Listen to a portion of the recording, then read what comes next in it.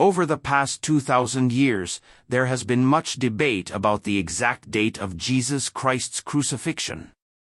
Despite numerous discussions, the precise date remained unclear. However, the Hebrew Scriptures contain a detailed account of this pivotal event. The challenge has been in uncovering this information. For centuries, the necessary observational skills and methods to interpret the Scriptures eluded scholars, leaving this vital information undiscovered. Since 2009, we've embarked on a journey of biblical analysis, focusing specifically on the crucifixion of Jesus.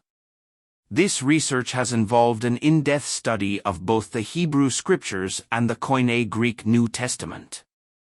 To accurately understand the crucifixion event, it's crucial to analyze the letter sequence of the Hebrew Scriptures. We will introduce a simple yet effective method of biblical study revealed to us through the inspiration of the Holy Spirit. By precisely analyzing the following 11 verses from the Hebrew Bible, we can interpret the prophecy of the crucifixion.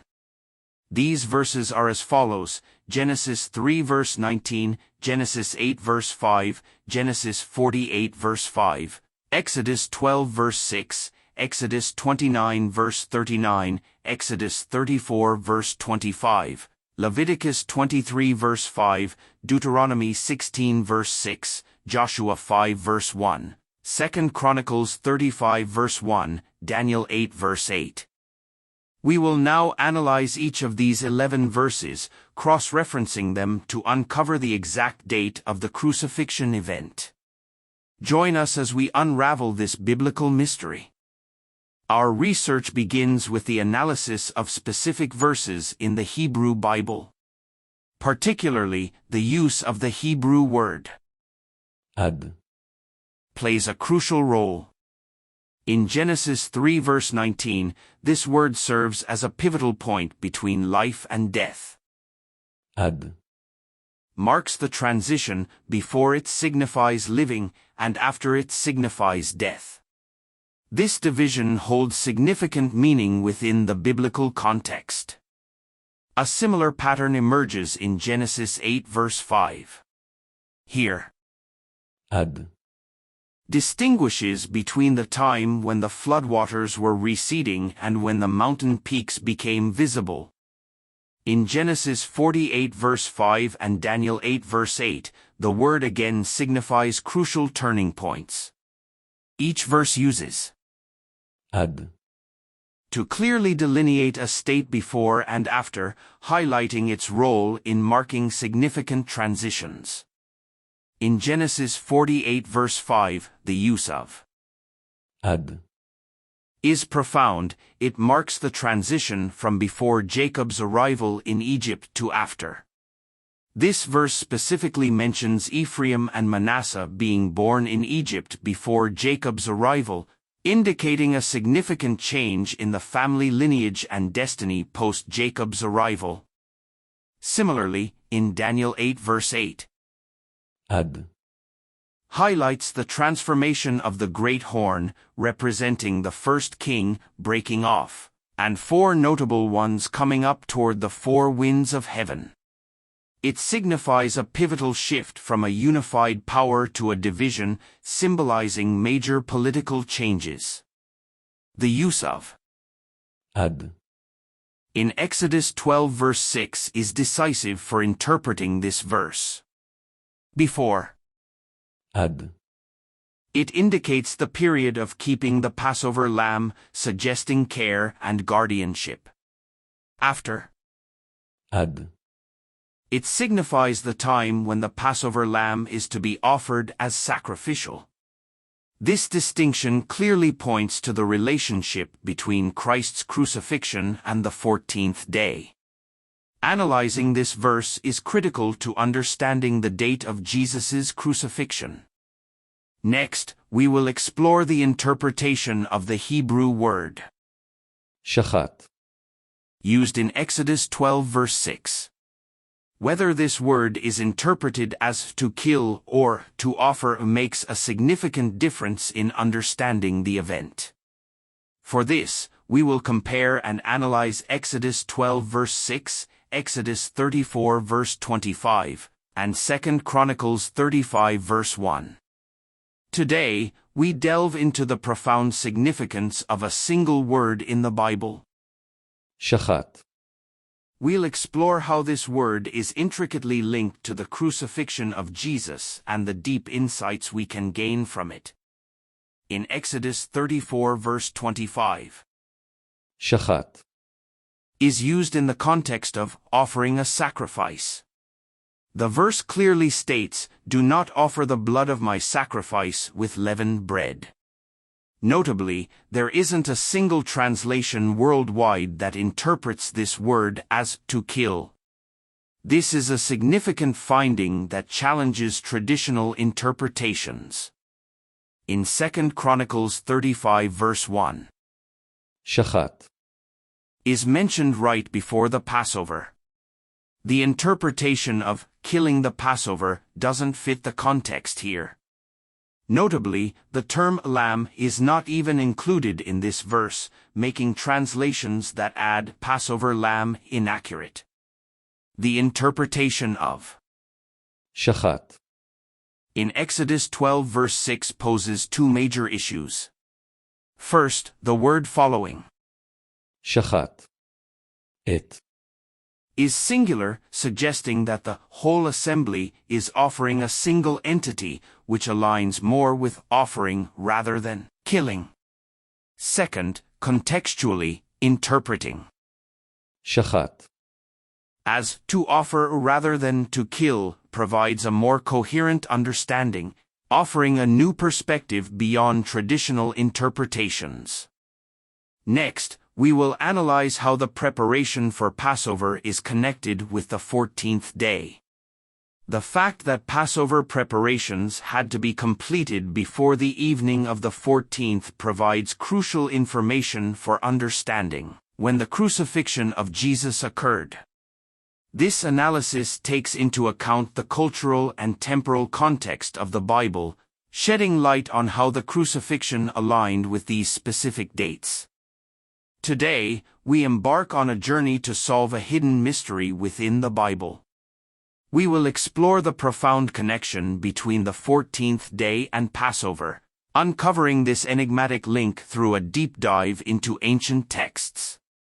In Exodus 12 verse 6, we find our first clue. This verse suggests that the 14th day is not just a date, but hints at the mystical beginning of Passover. Yet, there is no direct mention, making it the first piece of our puzzle. However, in Leviticus 23 verse 5 and Joshua 5 verse 10, we find the keys to solving this mystery. These verses clearly state that the 14th day is indeed Passover. This aligns perfectly with offering the Passover, as mentioned in 2 Chronicles 35 verse 1, revealing a hidden truth in the Bible. Now, let's focus on the mysterious Hebrew phrase, בין ha-arbayim. meaning between the evenings. By analyzing verses from Exodus, Leviticus, Joshua, and Deuteronomy, we will investigate the true meaning of this phrase. It will serve as a crucial clue in pinpointing the exact start time of Passover. Now, let's explore how traditional Jewish interpretations collide with modern analysis. Traditionally, the phrase, between the evenings in Exodus 12 verse 6, was interpreted as the daytime of the 14th being the time to sacrifice the Passover lamb. However, this interpretation conflicts with the evening being singularly mentioned with the 14th in Joshua 5 verse 10. According to the Torah, a new day begins on the evening of the 14th. This understanding is quite different from our modern concept of time. In the Bible, darkness and night precede light and day. So, after the night of the 14th has passed and morning arrives, it then becomes daylight on the 14th. The traditional Jewish interpretation of between the evenings, as mentioned in Leviticus 23 verse 5, suggests that it refers to in the afternoon.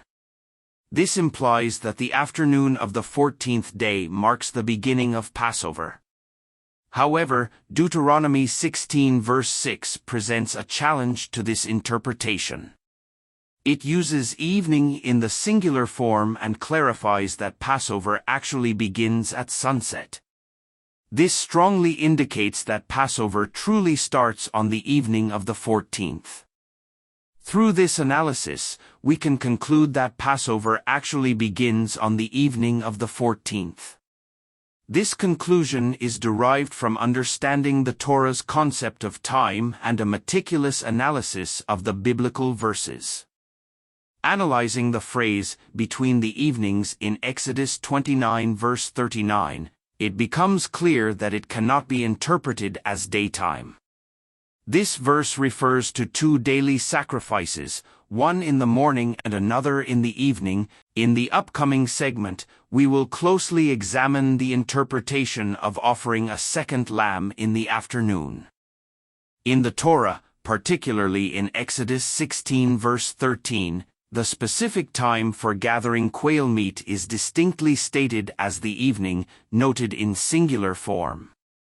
This clarity, however, leads to a contradiction if we adhere to the traditional interpretation of verse 12, which suggests that meat consumption occurs in the afternoon as it's between evenings. The time unambiguously mentioned in verse 13 is, without a doubt, the evening. According to this passage, the quail meat is gathered in the evening and then left until the afternoon of the following day.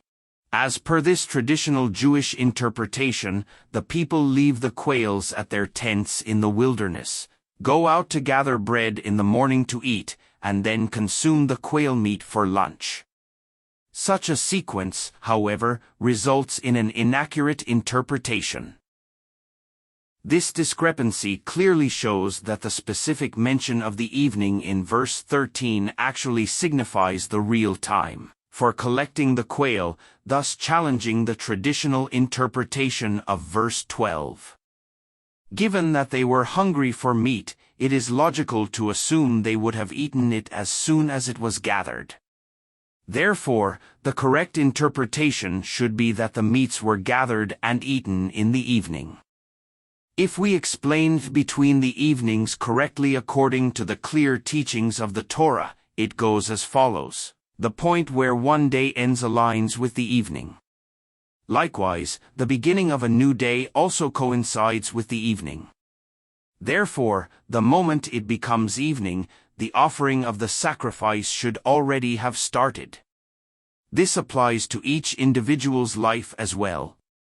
If one spends the twilight of life without relying on the Lord, drifting into the world, then their life will end tied to the world. This principle applies equally to a nation or a people, and even to all humanity. In the Hebrew Scriptures, salvation is Yeshua. Therefore, it's a self-evident conclusion that if one does not believe in Yeshua, they cannot receive Yeshua.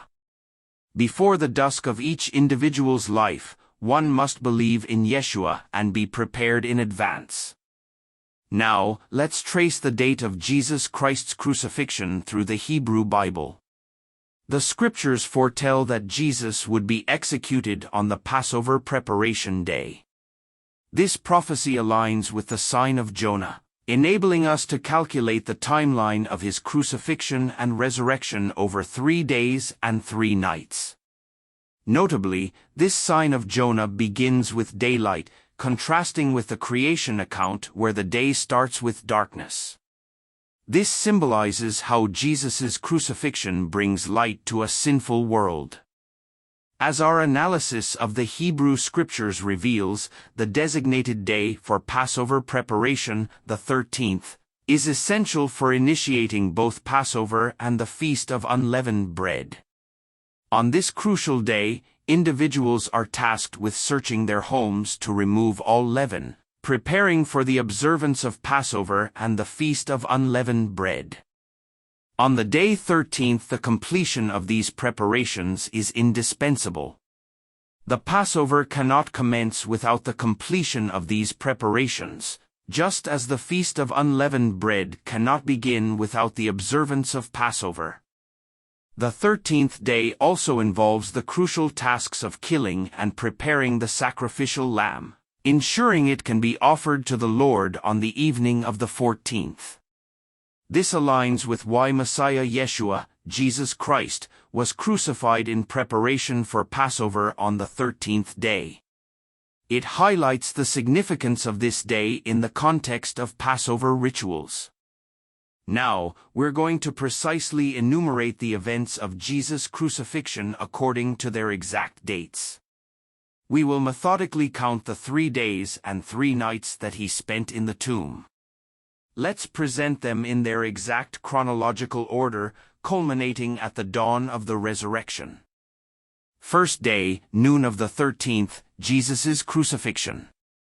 First night, night of the 14th. Second day, daytime of the 14th. Second night, night of the 15th.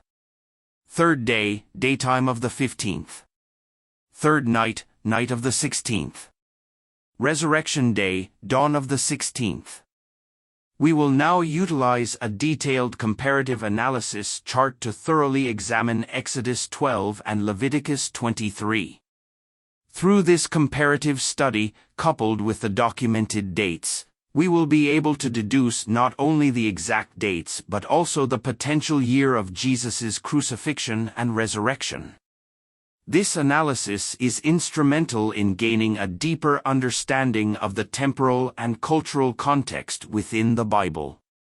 The actual year of the crucifixion is determined to be when the 16th of Nisan coincides with the first day of Omer counting. The year AD 33 emerges as one of the best options.